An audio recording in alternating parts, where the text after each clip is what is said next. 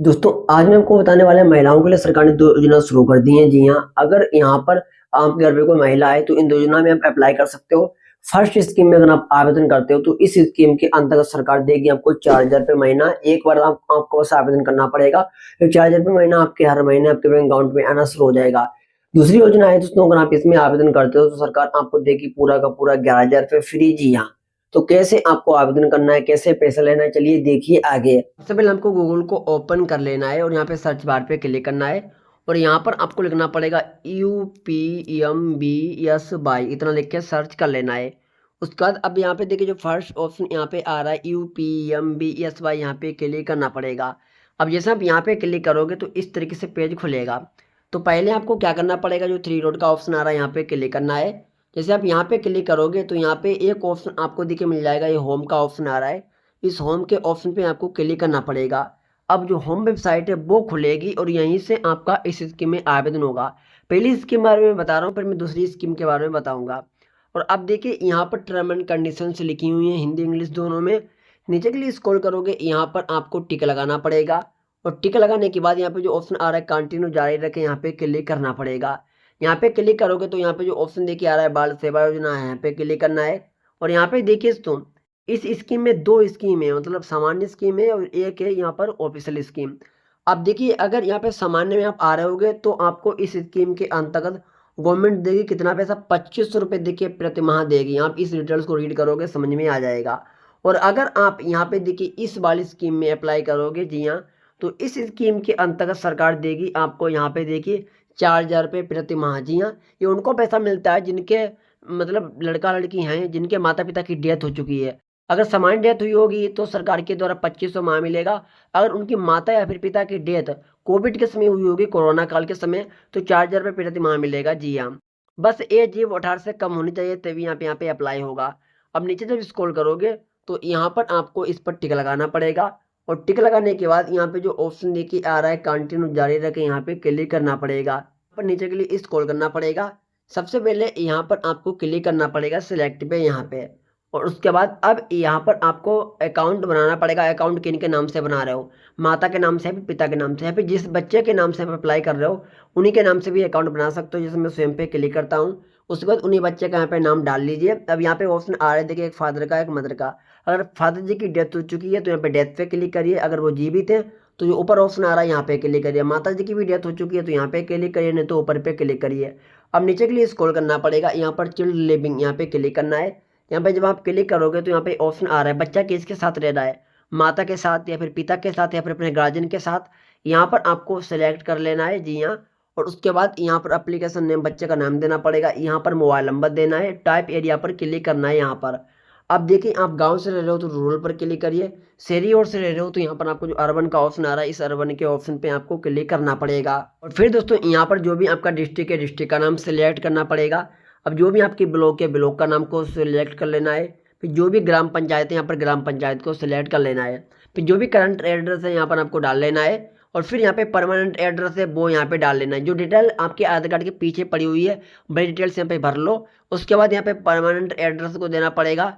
यहाँ पर देखिए इनकम सर्टिफिकेट कोई मैंडेटरी नहीं है। अगर बच्चा अपने नाम से अकाउंट बनाएगा तो इनकम सर्टिफिकेट नहीं लगेगा, लेकिन अगर माता पिता के नाम से यहाँ पे अकाउंट बनाओगे तो इनकम सर्टिफिकेट यहाँ पे लगेगा। जो है पहले आपके पास इनकम सर्टिफिकेट यानी आय प्रमाण पत्र होना चाहिए।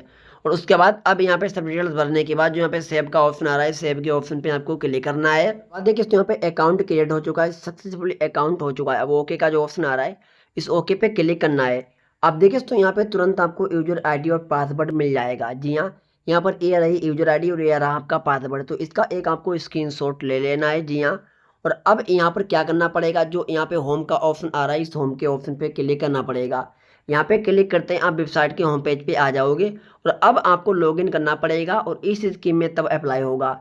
लॉगिन करने के लिए नीचे इधर आओगे, देखिए यहाँ पे ऑप्शन में इधर आना है ऑलरेडी रजिस्टर्ड अकाउंट में।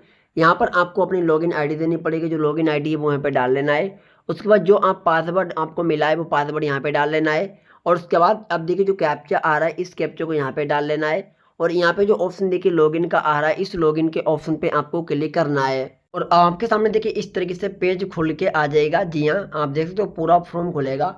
अब इसी फॉर्म को भरना पड़ेगा।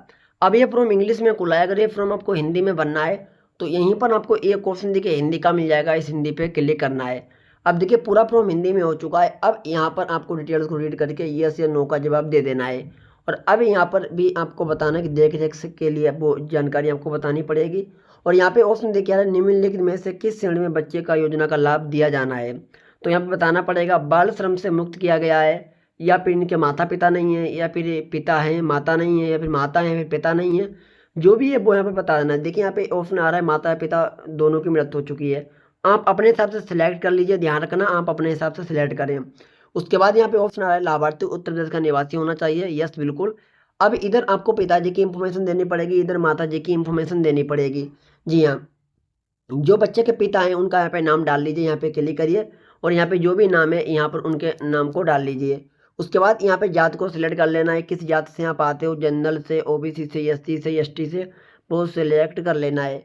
और अब यहाँ पर आपको पिता की मृत्यु के कारण यहाँ पे क्लिक करना है और पिता की मृत्यु के कारण यहाँ पे सिलेक्ट कर लेना है किस कारण मृत्यु हुई थी, कोविड के कारण, या फिर आत्महत्या की थी, या फिर हार्ट अटैक आ गया, या फिर अदर कोई प्रॉब्लम है, वो आप अपने हिसाब से सिलेक्ट कर लीजिए। जी हाँ, उसके बाद मृत्यु की तिथि यानी वो आपको यहाँ पे बतानी पड़ेगी। मृत्यु प्रमाण पत्र आपके पास होना चाहिए, इसमें लगेगा भी और उसके ऊपर भी मृत्यु प्रमाण पत्र की तिथि मिल जाएगी।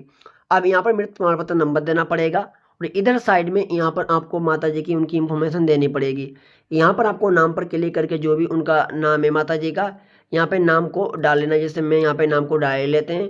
और उसके बाद यहाँ पे जात के ऑप्शन पे क्लिक करना है और यहाँ से जात को सिलेक्ट कर लेना है, किस जात से आते हो, जनरल से, ओबीसी से, एससी से, या फिर एसटी से, यहाँ पर आपको सिलेक्ट कर लेना है। और यहाँ पर आपको धर्म को सिलेक्ट करना पड़ेगा, जो भी धर्म है, जो भी धर्म है यहाँ पे सिलेक्ट कर लीजिए। जी हाँ, हिंदू मुस्लिम जो भी धर्म है अपना ढूंढ के सिलेक्ट करिए।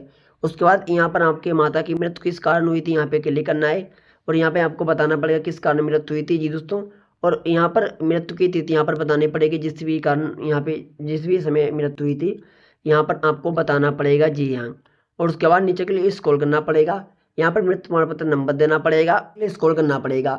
यहाँ पर आपको पिता की मृत्यु का सर्टिफिकेट अपलोड होगा और यहाँ पे माता की मृत्यु का सर्टिफिकेट अपलोड होगा। जी हाँ, सबसे पहले चूज फाइल पे यहाँ पे क्लिक करना पड़ेगा। जैसे आप यहाँ पे क्लिक करोगे, जहाँ पर भी मृत्यु सर्टिफिकेट है यहाँ पर उठा लीजिए और उसके बाद डन पे क्लिक करिए। जैसे मैंने यहाँ पे एक दस्तावेज को अपलोड किया, दस्तावेज देखिए यहाँ पर आपका आ जाएगा जो मैंने ब्लर कर लिया है। और उसके बाद यहाँ पर आपको माता का मृत्यु सर्टिफिकेट अपलोड होगा। सब सही से फॉर्म भरने के बाद यहाँ पे जो ऑप्शन देखिए सेव करने का आ रहा है, यहाँ पे क्लिक करना है। फिर आपके सामने पेज तो देखिए अगला पेज खुल के आ जाएगा, यहाँ पे देख सकते हो।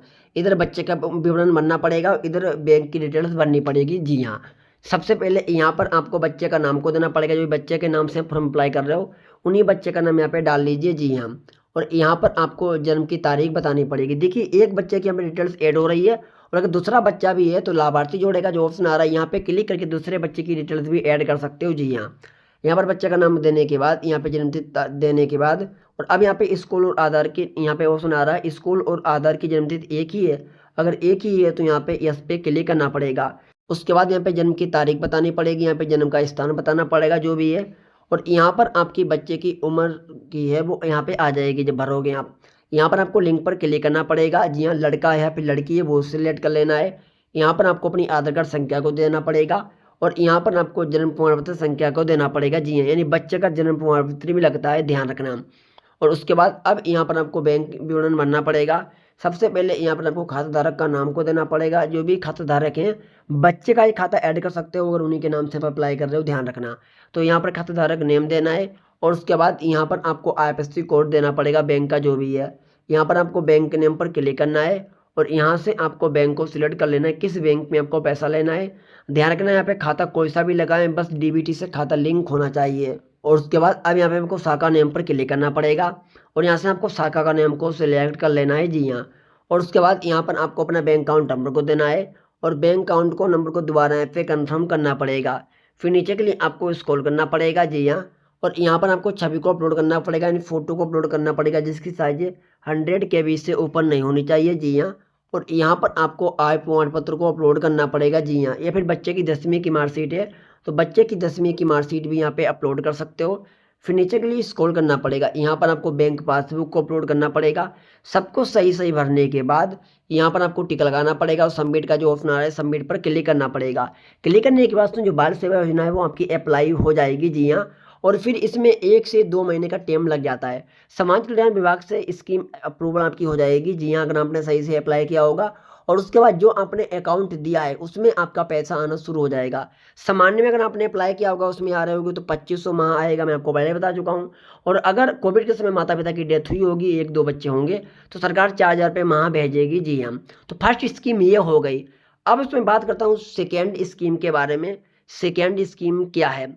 सेकेंड स्कीम दोस्तों है, यहाँ से आपको न्यू टैब गूगल का ओपन करना है और यहाँ पर आपको लिखना पड़ेगा, देखिए PMMBY इतना लिख के सर्च कर लेना है जी हाँ। उसके बाद यहाँ पे देखिए जो फर्स्ट ऑप्शन आ रहा है इसी पे क्लिक करना पड़ेगा।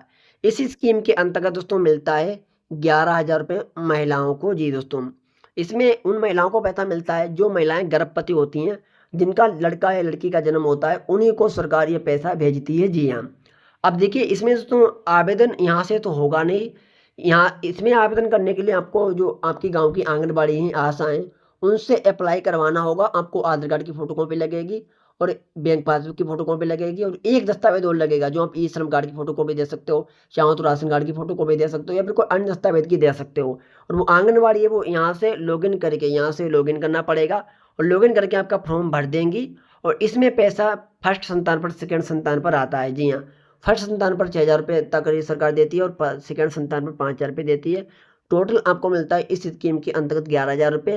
और जो खाता आप लगाओगे अप्लाई करते समय, जो खाता डीबीटी से लिंक होगा उसमें पैसा आ जाएगा जी हाँ। तो ये सेकेंड स्कीम है दोस्तों, ये सभी स्टेट के लिए या भारत में किसी भी राज्य से रह रहे हो, क्योंकि ये सेंट्रल गवर्नमेंट की स्कीम है, प्रधानमंत्री मृत्यु बंधन योजना। और जो मैंने फर्स्ट स्कीम बताई है बाल सेवा योजना, वो केवल टू केवल यूपी के लिए। अगर यूपी से आप आते हो तो आप उसमें अप्लाई कर सकते हो और पैसा ले सकते हो जी हाँ। तो अगर ये जानकारी आपको अच्छी लगी हो तो प्लीज़ वीडियो को लाइक कर देना और कुछ भी अगर पूछ जांच करना है तो आप नीचे कमेंट बॉक्स में पूछ सकते हो। धन्यवाद।